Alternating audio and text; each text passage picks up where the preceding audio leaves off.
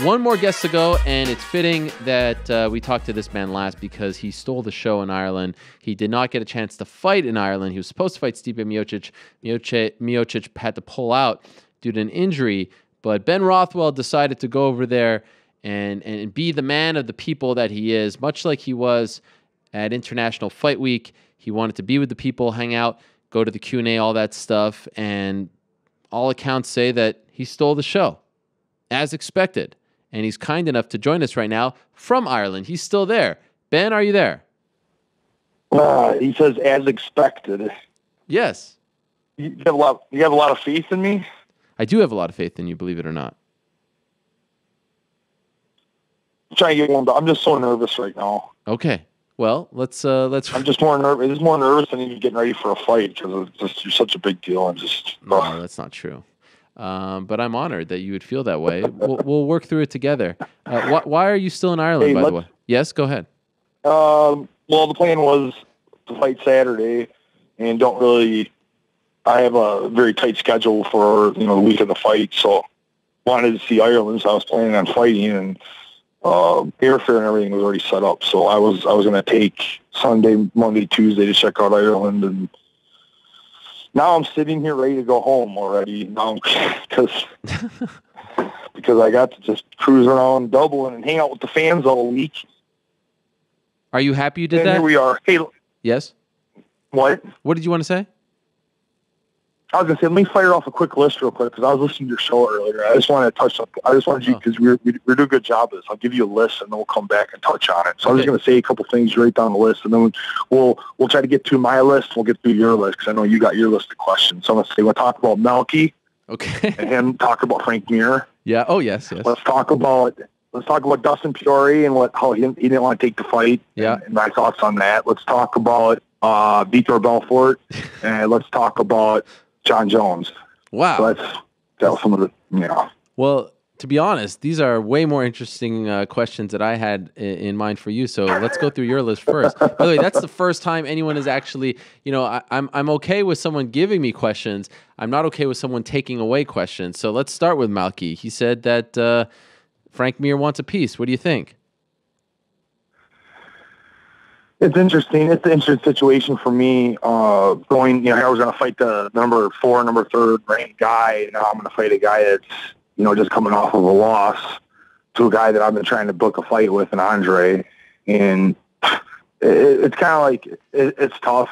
It's like, how do I feel about that? But then I look at the landscape, and besides Frank Mir, there's only a couple other names that are getting thrown around, and those names aren't very probable. I mean, I'm not sure what's going on with their situation. I'm being told that these guys they're busy as well, and I don't want to wait. I want to fight as soon as I can. No later than January. I mean, anything past that's just too long. If I could fight, I've set it out there. If I could fight December 19th, I'm ready. I told Dana White came up and said hi to me, and I just told him I'm like, feel comfortable knowing that December 19th you're going to have a co-main event. So I know he likes that, and I'm just very sincere in wanting to fight anybody, the best guys, So anyway, Frank Mir, obviously name gets thrown up, and because like I said, because of the landscape is all these guys are booked. They have fights and already matched up. And, at least Frank Mir's in the top 10, and he's still a household name to fight.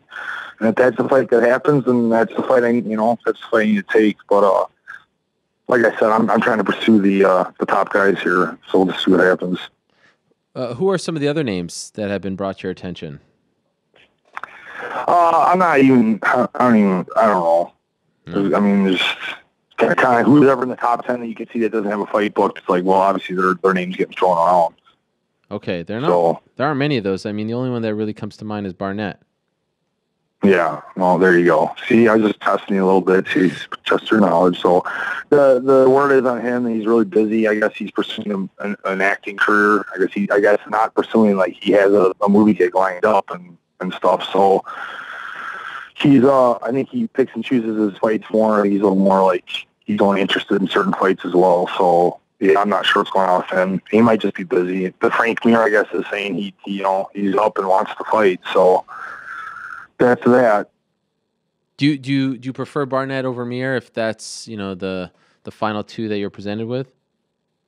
Like kind of the same. I mean, they are and they aren't. I mean, I think Barnett's coming off. Barnett's a better fight because he's coming out on a win. Yeah, a good win against Roy, the great, and Barnett, dude. I mean, for so many years, the guy is just he's a very respected heavyweight and for good reason. I mean, he's a very well-rounded heavyweight, and everybody respects the guy, and I think the fight would mean more. Going out and you're going to go out and put all the work in for a training camp. You're going to beat somebody. You want that win to mean as much as it possibly can. And, I think right now, obviously Barnett's going to be in a better position than Frank Mir. But at the same time, I don't want to sit and wait, Okay, so that does that take care of Malky, or was there something else you wanted to say about him? I don't know. That was the first time I've ever got to see him talk. It was kind of funny because Andre Arlovski's the one I was around him this week, and he's the one that brought up. He's like, "Oh, I heard Frank Mir," and I was like, "What do you know?" And he laughs, and that's why. Because then I was putting it all together. He's now P manager with Malky. So it makes me wonder: was Frank Mir and Andre both managed? Yeah. And when they fought each other. Yeah. Yeah. So it's a crazy scenario. It is. Yeah. He has that scenario coming up with Ben Henderson and Thiago Alves. Yeah, he's just managing everybody, huh? I guess. What about you? I heard him cracking off his list to you. I'm like, well then. Now listen. Yes. All right? And I want you to listen and make sure you listen. Here. Yes. I'm just cracking. How many times did he do listen? Oh, yes. Oh, I thought you were going to go on some sort of rant on me right here. No, I was... Okay, well then let me ask you. I think I'm ranting out listening to him. Let me ask you. By the way, we can talk about Jones because he. What? Wait. Well, what are you doing listening to my show? You're in Dublin.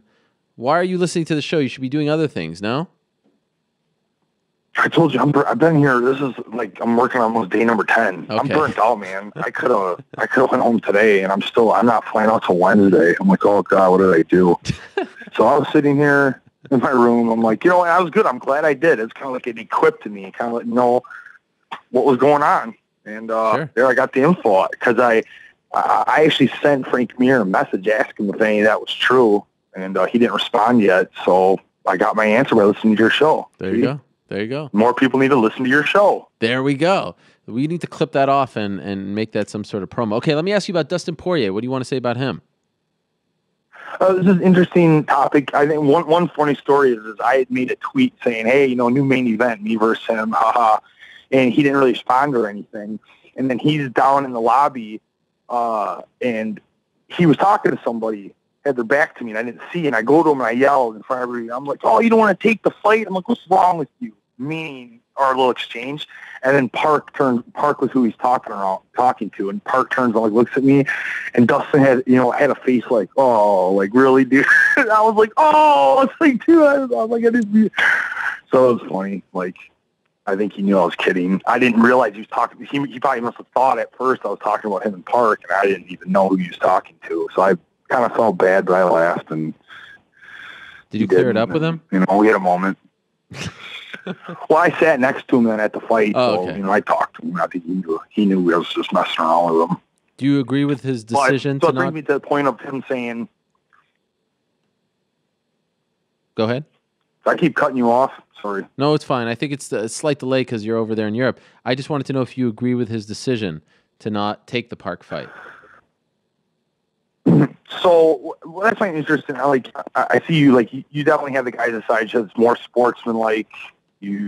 That you see these decisions, and the guy's gonna have to make this choice. I said, and to hear that Dana White came up to him, talked to him in front of me too, and Dustin said Dana had called him, said it's no big deal, and said, man, rewind 2-3 years ago, I don't think that would have been the case. I think the head brass would have been like, you got to take this fight, you need this fight, and Joe and Dana are just kind of you see there's a totally different UFC now. I mean, just everything, just how you were talking about Ratner pulling off Duffy. So it is very, I don't want to say exciting, but it's awesome to see. Wow, they're really changing the way this is. It is a sport again. It's a sport now. It isn't like it was. So it's cool that he didn't have any outside pressure that way. But as a fighter, in our heart, it's like he said, I see this with, it isn't him. And I'm not picking on him. It's just the lower weight classes. He says, oh, this isn't the fight that I trained for. I guess he's not the only one, but it's just, I see how much different I am now, how much I've changed, because name any of the top 10 fighters and I'm supposed to fight Stipe. And then they call Andre and I got him fight Andre in a week's notice. That's fine. No, you got to fight Cain Velasquez. You're going to fight a pure wrestler. Guy's going to take you down. Fine. You're going to beat him. Well, you're going to go against Verdum. He's best grappler in the heavyweight division. That's fine. All right, no, you're going to fight Travis Brown instead. There's a heavy striker. Great. Going to beat him too. It does not. My game plan is the same for every one of these guys. And I finally realized, I understand, like, this is what it takes to be a champion. This is what it sounds like when you're going to be a champion. I just feel good to be in this place now. And when I kind of listen to the other guys, they're not there yet. Matt, especially with the lighter weight classes, and I've just heard this last couple of weeks, that guys like really fight a lot with matchmaking about who they have to fight. Like me, it's like they call and say, this is who it is. And I say, what's the date? Can you, my biggest complaint is if I can, stay out of certain countries or, things like that. Like as far as the opponent goes, it's like, okay. And kind of say, like, he did do a full training camp. He was ready to fight. And I know that he sat there in the arena watching Park fight going, damn it, I could have smoked this guy and had all of Ireland, cheering for me right now. And, but like you said, I agree with you. Every guy's different, and I don't criticize a guy for, he's in an important situation too. Like if he did take the fight and he did lose, yeah, it's disastrous. At least if he's going to fight a top-ranked guy with him and he loses, okay, maybe it's not as bad. But it was the fact that he said, I trained specifically for this guy. And I'm just that, I don't understand. Every one of my training camps is to fight anybody. Most of the time it's like I'm planning to fight Verdum. You know what I mean? Like my game plan has to be able to beat anybody. So I just thought that was interesting. That's all. I guess my main point was, like, I could see where you're coming from, especially from your perspective and the spot that you're in now. It bothers me when I see a guy, like I said, who's 1-1 or something in the UFC. It's like, I would take that fight in a second. Of course you would, buddy. I mean, you don't have 15 fights under your belt. You're not the main event. Of course you would take that opportunity. It's not fair for someone in that position to criticize Poirier, who has way more to lose, way more on the line. I'd like sometimes to see, fighters it feels to me, are always so quick to go against each other and man up each other and show that they're tougher than the other. It'd be nice to see a few fighters say, yeah, if I was in Dustin's position, I would do the same thing. I would have made the exact same call. I don't see that often. And this happens, with the Henry Cejudo, Nick Diaz situation and the John Jones 151 decision. Fighters need to stick together more, in my opinion. I agree with it. I totally agree with where you're coming from. And then as far as calling somebody out, that's great. I call it the 1-1 guy, Ken. I call him up Joe Silva privately and saying, hey, is this a fight? Are you interested in me filling in? And Joe can say, no, you're only 1-1, not yet, buddy. Or you can say, yeah, we really need this fight. We're going to put you great.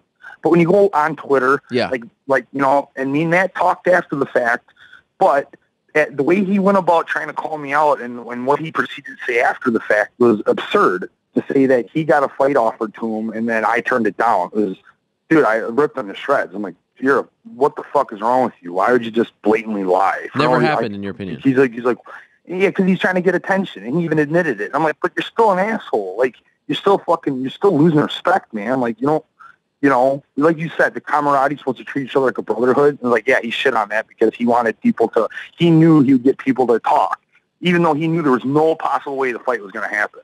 And I'm like, that's stupid. Privately call Joe. They can call me and offer me a fight. Good, we'll do it. But you can just go on Twitter and just blab your fucking mouth. Yeah, and then I agree with you. The guys that are 1-1 calling Dustin names and say, yeah, they're not martial artists. They're just clowns looking for attention, and you see right through it. And you're not the only one. It's the people that matter see right through this shit.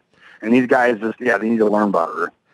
But it doesn't, it comes from their camps too and their coaches and the fighters that they're training with. Yep. Who's teaching these guys and how are they acting? And there's still a lot of growing up needs to be happening in the sport altogether. It's got to stop being a fighter. We got to become martial artists.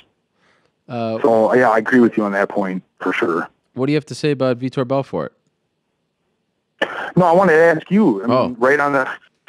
So I click on the screen. It goes, Vitor Belfort will not be coming on today. We wanted to ask him questions that they do not want to answer. Yeah. And I was like, oh, and then Melky brought up about, I'm guessing, I'm going to put on a win here, something to do with him and Jones, and that whole, it is interesting. I mean, I kind of forgot about it. I'm like, that's probably exactly what they wanted. Because when I first heard about it, I was like, it is, like, what?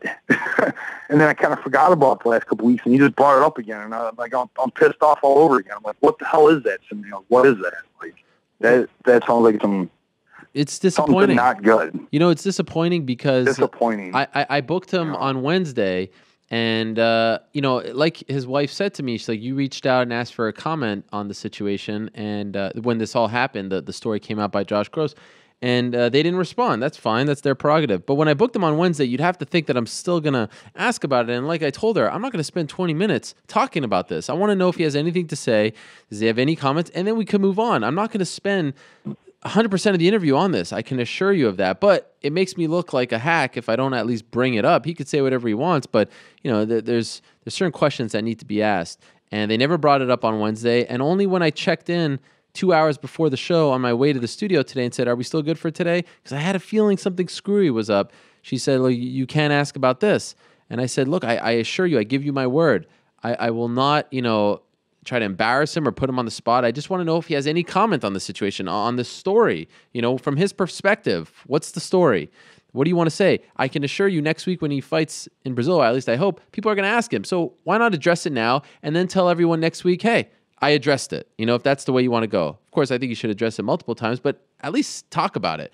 She said, no, he's not coming on the show. So that's disappointing. And I feel like, I feel uncomfortable making the story about me here, but I feel like people need to know that. I think that's, especially considering his past, it's worth knowing that certain questions. It's very rare that anyone ever asks me to do that.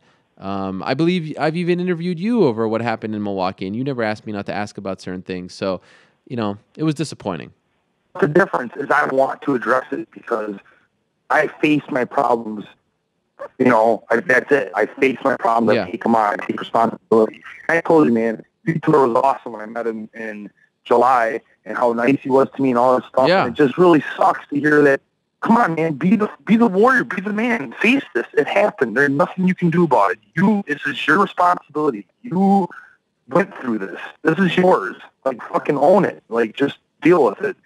And no running and stuff. I don't know. It doesn't look good. Doesn't he watch, what could have been looked at as the GOAT and Silva. I'm going to say it. Anderson Silva destroyed his legacy. Not because he got busted, but after the fact, continually denying, showing just what a coward and what he is.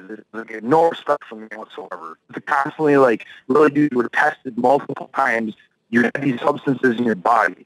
Like, who are you trying to lie to? Like, you got busted. You're a cheat. You fucked up royally. Why are you going to sit here and continue to say you didn't do it? It's a disgrace. And that you're not a man. You're not a man. You're not a, I don't care. You can throw some good punches and kicks, but inside of the person, you're gone. You're nothing. And I don't want to see Vitor take off this, kind of running from it. He didn't deny nothing, but avoiding it is almost just as bad. It's like, don't do that, man. Like, just deal with this. It's no big deal. You got to fight against Anderson. You can make everybody forget. You get in there. You've been tested now. You're clean. Go in there and beat Henderson. Great, man. We'll move on from this. But like you said, it just kind of makes matters worse when people don't want to handle their business the right way. Yeah, I agree 100%. Wow. Strong words about Anderson Silva there. And by the way, that's how I feel. I mean, no, for sure. It's part of the reason I'm telling you, when he got busted, it's part of what has made me me. Like, I just, something changed in me. And when that happened, it was just to have somebody we've looked up to for so long, just fucking feel it so bad, and yeah. Something definitely has changed. People criticize me, but you can look at my report and see that I had a case. I could have fought. Like, I could have fought it. Like, the Wisconsin commission gave me a warning because they're like, Ben did not have an advantage. We have 8 weeks of testing. Yes, he was high the night of the fight. He was low the week of and all these 8 weeks before. And you know what? I could have fought the whole thing. The UFC's the one that gave me suspension. And you know what I said? I said, it's my fault. It's 100% my fault. Even though a doctor was prescribing it and taking it and overlooking everything, it's not the doctor's fault. It was my choice, and that's it. And that's the difference between me and Anderson Silva. Mm-hmm. And you and a lot of fighters, by the way. Yeah. I'm not the only one, but it's like, yeah, we're the ones. We stand up and, Was that the turning point for you? Because something has definitely changed. Like Ben Rothwell a year ago is not getting the kind of love from the people. And I saw your Twitter. The people there in Ireland love you. I mean, I joked calling you Mick Rothwell, but it's unbelievable. And it's not just in Ireland. You have connected with the people for some way, somehow. I noticed something different. Was it the Anderson thing that changed you? Is that what opened you up to the world? My fighting happened, I always say, in the third round in the Vera fight. When I started, basically right before I go to finish him, that really was like something in my brain in that round opened up, and I've not been the same since. All right, so that's like the physical, the martial artist. But as far as like, I guess just reaching out and just how I feel inside about that this sport needs more than it's been getting, it happened with Anderson Silva. I mean, it started with John Jones, and first it was the cocaine, and then obviously the hit and run really threw me off the edge. But the Anderson Silva was even like, to me, it was even like worse than that, because John Jones got in trouble and got busted, and he's dealing with his problems. Anderson Silva's not, and it's just like, it just makes me feel like there's so many people are let down from that, and I just know now I'm going to be the champion that the sport has not had and that it needs. And I can say it all I want, but I have to have the belt, and I'm going to prove it. It's actions speak louder than words, and that's why I know I'm destined for something. Is that why you get the fight taken away from you, and then you're in Ireland, and Stipe gets booked against someone else? How do you react to that?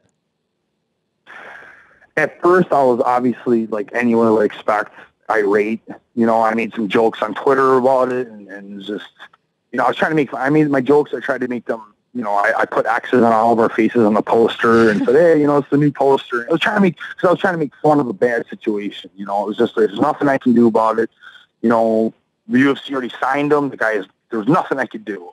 And it's just like, yeah, I'm going to be mad for a day or two. I mean, it really, like, I was sick for like the whole day that I found out. And because I was just convinced, look, I pegged it. I pegged the event. I pegged the opponent. I knew everything. It was right there. It was January 2nd. And, Andre Arlovski. I'm like, this is my fight. And then they're like, no, we're going to give it to the guy that just fucking backed out with an injury. And I was just like, I've never seen this happen before, ever. Like, somebody getting booked when, the week that they're supposed to fight. I just never seen anything like this before. So like I said, I already said it before, that I don't say what's fair or anything like that, because that's the way life is. And within a couple of days, I was just getting over it. And by the time I got to the Q&A, that we did before the weigh-ins, I think I did a 180, and I just got happy, and I'm just like, this is going to work out. And the more I threw myself to the fans, the more I got over it, and I'm just like, yeah, this is why I'm here. I need to be here with the fans, and this is why everything I'm telling you, that I'm going to be a different champion. I'm going to start proving it right now. And Ireland believes me, and they got my back now. Yeah. Because when all the other guys are in the VIP section, I literally threw myself out into the fans. Like, I left the VIP area, and when everybody left, I still sit there and sign for a few more hours past. And I loved, every single person, literally. And like, when I was at the Q&A and it said I would take a picture of the whole place, I think I did. Like, and I loved it. I loved every second of it. So that's part of what makes me different. They are a special bunch over there. There's no doubt about that. Did you voice your displeasure about the whole situation to Dana when you spoke to him at the event? Just a little bit. I mean, like I said, I don't want to be like, I mean, everybody's just going to bitch. It's like what you expect. I mean, just like, there's nothing going to happen. Nothing. I'm going to sit there and bitch and complain. What's going to happen? Nothing. It's just going to make it worse. He don't want to hear it. It's just everything. I just, basically I just try to take it with stride, and he came up and he's like, he knows that I want to fight Junior DeSanto. He said, he's like, yeah, I respect it. I'm like, hey, listen, December 19th, just take it to know you will have a co-main event no matter what. You know, and I said, Overeem or him, it's fine. I'm going to be ready. But they, you know, like you said, they're obviously trying to book me a fight. He's like, oh, it's one thing we got plenty of is fights. So he's like, we're going to be getting you a fight as soon as we can. Did you ever? I mean, he knows. Did you ever worry like, oh, I'm being too outspoken here on Twitter at the Q&A, all that stuff, or are they relatively receptive to you? Because I hope you don't get muzzled, but I'm curious because you were kind of critical, right? The Q&A, I think I managed to avoid it. The very first question was, I could have started that thing out either really negative, and I think I started out positive. Yeah. Like, you started it all with like, you had a lot going on this week. How are you doing? I could have instantly started complaining about everything. And instead, I was just like, I was compensated because I get to be here with the greatest fans ever. The whole place erupted. So it was like that. That just fueled my thought of like, yeah, I gotta keep this thing positive and just suck it up. Like, yeah, I maybe got a wrong deal, but I can. I trust. I've been knocked down from far worse, and this isn't gonna keep me down. And it's just everything happens for a reason. I have to believe that. So it's kind of like the story of my life. And this is one of those things where I don't understand it now, but I'm going to understand it later. And I just believe that 100%. And I just know that I'm on a different path right now, and I just got to stick to it. So some of the Twitter stuff, I didn't criticize the UFC. I just tried to crack some jokes. I thought they were, within reason, and people got a lot of attention. It seemed like people thought it was funny, and that's it. I just try to keep it funny and not bitch too much. I complain a little bit. I just said it doesn't make sense, and I said I didn't understand it, and then I did like 2 days of that, and I got over it and just stopped. I'm just gonna move on, and just started thinking about. I started doing cardio and started training here, and just started focusing on when I get home, and I already got my training camp already set up. I got my trainers ready. Like I'm a professional, and I'm just going to be ready for my opportunity when it comes. What do you want to say about John Jones? What was the point? Like, I know there's a couple things. I know the crowd in the Q&A asked me too, and Andre Arlovski was like, I seemed like a lot of fighters really got his back.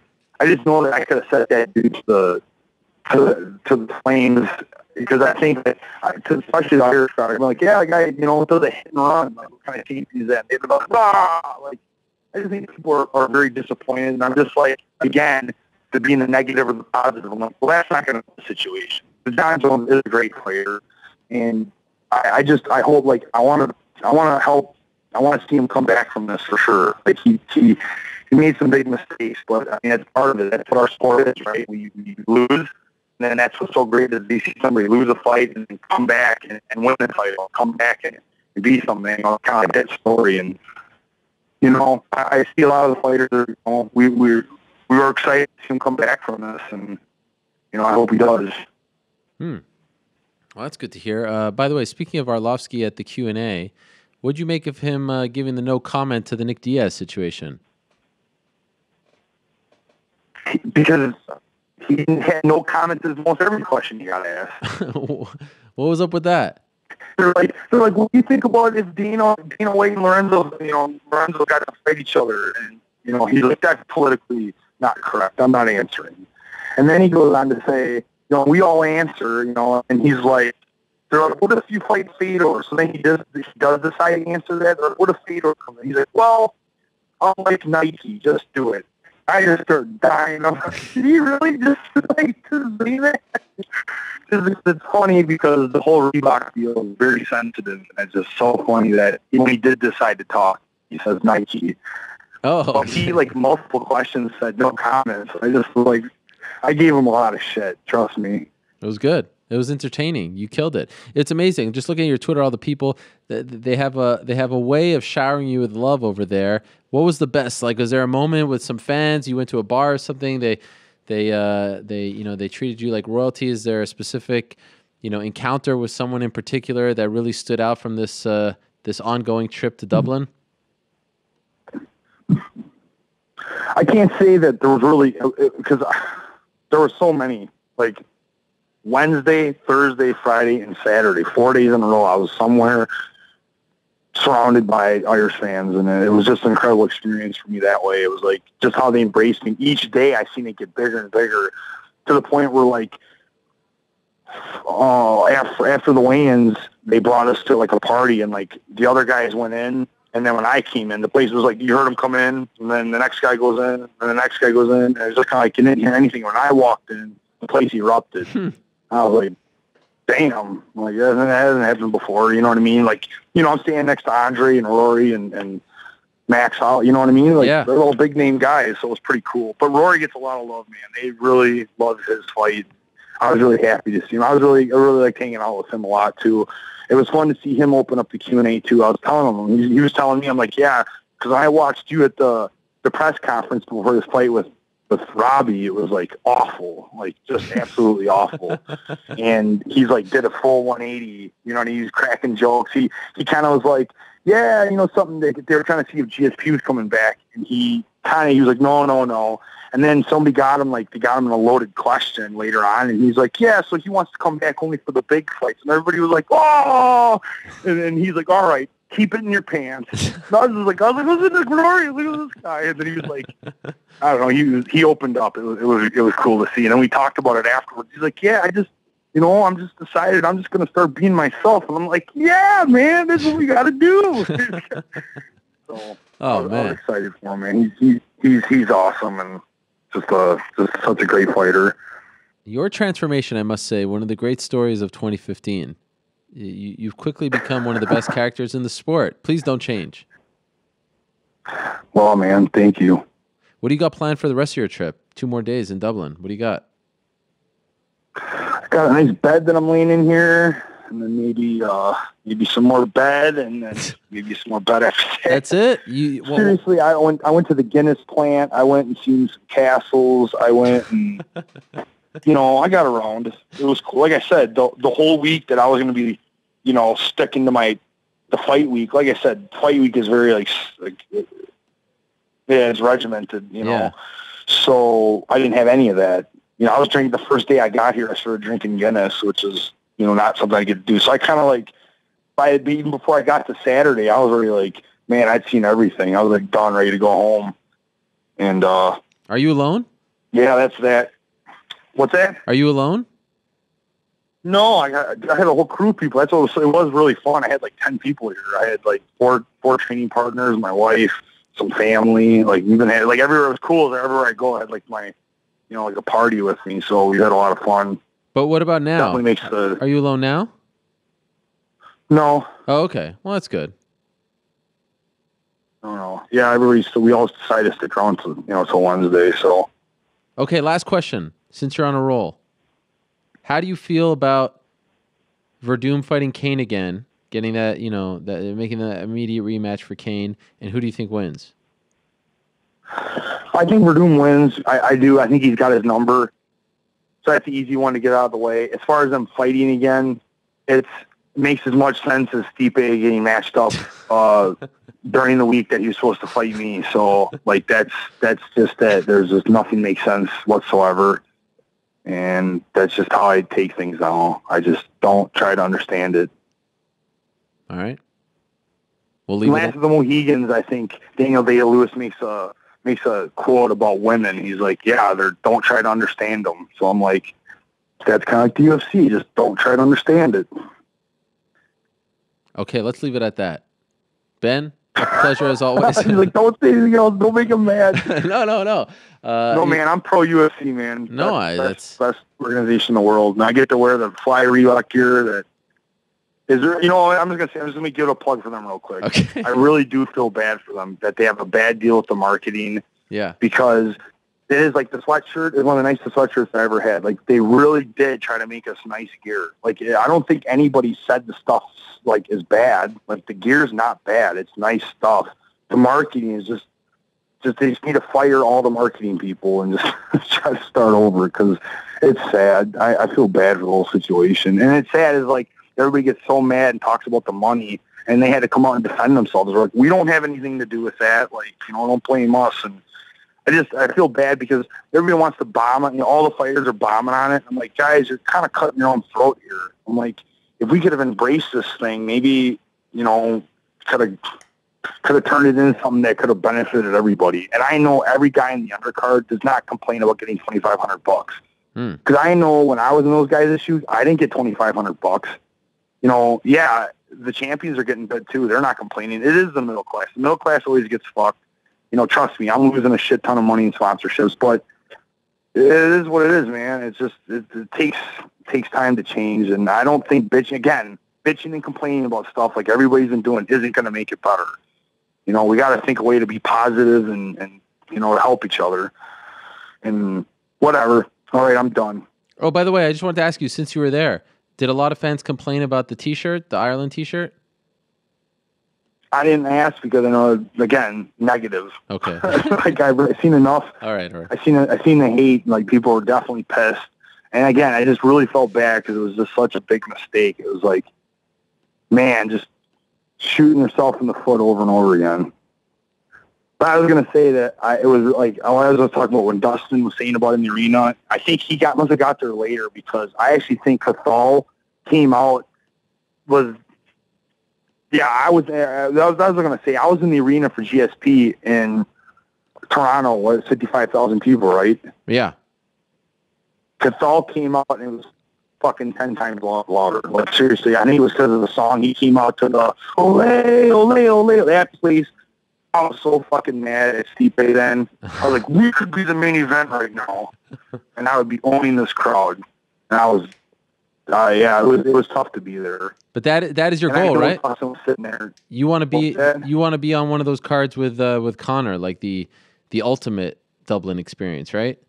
Oh, dude, he fights on Croke Park, man. I'm gonna like. I don't ask Dana for anything, but I'm gonna be like, you got to put me on a fucking card. Yeah, for sure. It's insane. Like I've been 16 years in this sport, and like, that is what I've been fighting for. I want to fight in front of a crowd like that. I fuel off it, man. The more the crowd's like that, like, the more my opponent's going to get fucked up.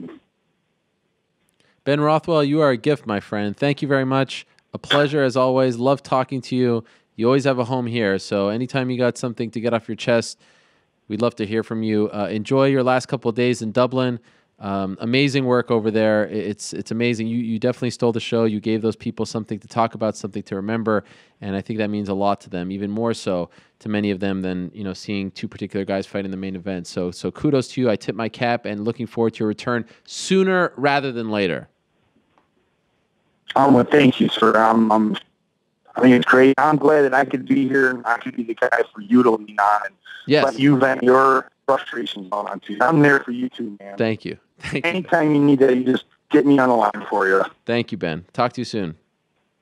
Thanks, guys. Have a good one. All right, there he is, Ben Rothwell. And it's funny he ended the interview on that note because I will admit I did come to the show today in a sour mood and then losing a couple of guests. And John, I should say, John Kavanagh was supposed to join us, but apparently it's some kind of holiday in Ireland, and he has some family obligations, and I don't hold a grudge there. I understand he's been more than gracious with his time, so no hard feelings whatsoever, and I know that he would happily come on in the future.